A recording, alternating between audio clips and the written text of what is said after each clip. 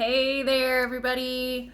We are at the end of the first day of qualification matches at the World Robotics Competition for First Robotics. And I'm here with the Purdue Polytechnic team, Super Duper Robotics. And it's really intense to be here. Like, all of the teams that made it to Worlds were champions in their own regional and state competitions, and so it's really the cream of the crop, the best of the best. And it has been incredible to meet all of these kids, to compete with them, to compete against them, and I think it's been really interesting to see all of the different engineering designs that the other teams have come up with, and to see how they compete. So we've had a really interesting day. They are not doing as well as they expected to. I think coming from Indiana, they were at the top of their game, and they were one of the best robots in Indiana. But coming here, it's a higher level of competition, and there are some incredible teams here who really have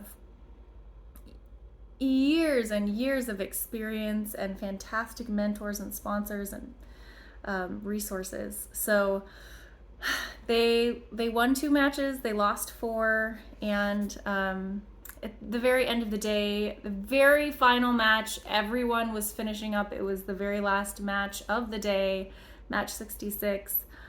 Something happened when they were getting the robot ready, and they didn't plug the Ethernet cable in to the right port.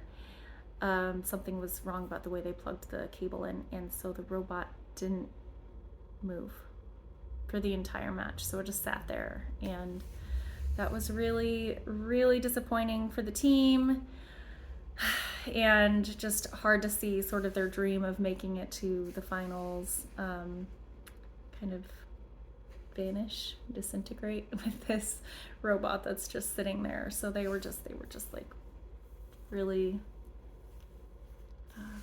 struggling with that loss. It was embarrassing, and it was just a stupid mistake, and oh well. That's what you learn from. You learn from the mistakes you make, right?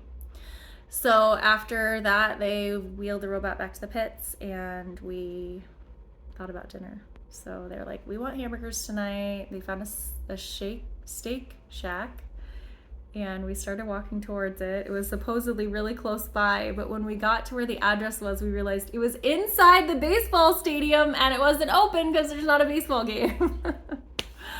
So then they looked again on the map and found that there was another Shake Shack half a mile away, and they're like, oh, should we walk that far? Are you guys good with that? There really aren't that many restaurants. It's a lot of office buildings and apartments and things. So between the baseball stadium and the Shake Shack, there really wasn't anything else to choose from besides like a Brazilian steakhouse. Totally out of our price range.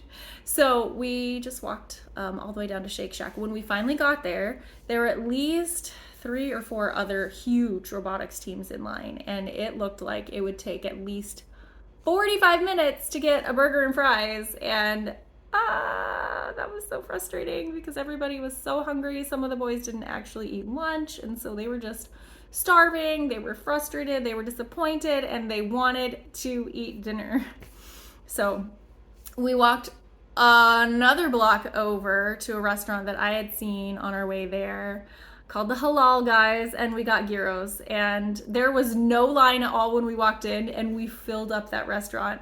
After we got there, the team from Columbus, Indiana showed up, and they all cheered as they walked in, and there's a sort of sense of like, yes, Indiana team, we were all excited to see them. So by the end of dinner, they were feeling a lot better, and had some good food and good conversation. We talked about favorite places, the best place we've ever been, and so we were talking about all sorts of cool places, like trips people have taken to El Salvador and the Hoover Dam, and really, really interesting things, Canada and Washington, D.C. and everything. So anyway, it was good just to get to know the boys a little bit, and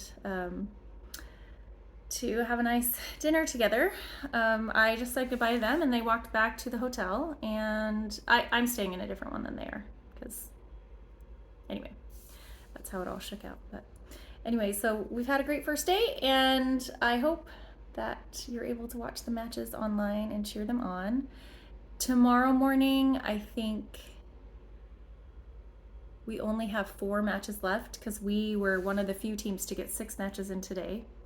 So tomorrow won't be as busy of a day, and I think they'll really just get to enjoy the whole experience, enjoy being here, and with all of these robot nerds that are from all over the world. Hopefully they'll get to meet some more people and enjoy this competition.